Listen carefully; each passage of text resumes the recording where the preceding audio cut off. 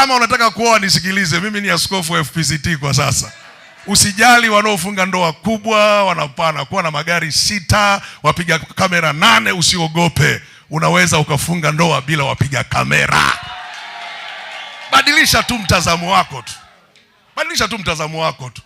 Kama sio lazima mimi niwe na wapiga kamera, sio lazima mimi nilishe kanisa zima, mimi ninachotaka ni kuoa.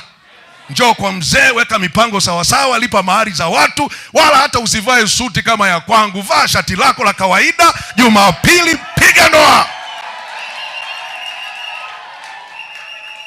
Mguse jirani yako, mwambie wewe kwa sababu ya mtazamo wako ndio maana unachelewa kuoa mpaka leo. Kwa sababu najaribu kufikiri kama jamaa mmoja alioa hapa, gari zilizojipanga hapo nje zilikuwa gari sijui 50. Ule ukumbi jinsi ulivyopambwa. Unasema Mungu wangu, mimi hapa sitaoa. Mimi hapa sioi. Nataka nikurahisishie kubadilisha nini? Tazamo tu. Kwa sababu ndoa au kuoa sio magari wala sio kamera. Na mimi nasema hivi, wenye uwezo wafanye nini? Wafanye. Lakini wewe usikwamie hapo. Kama inakusaidia sema amina.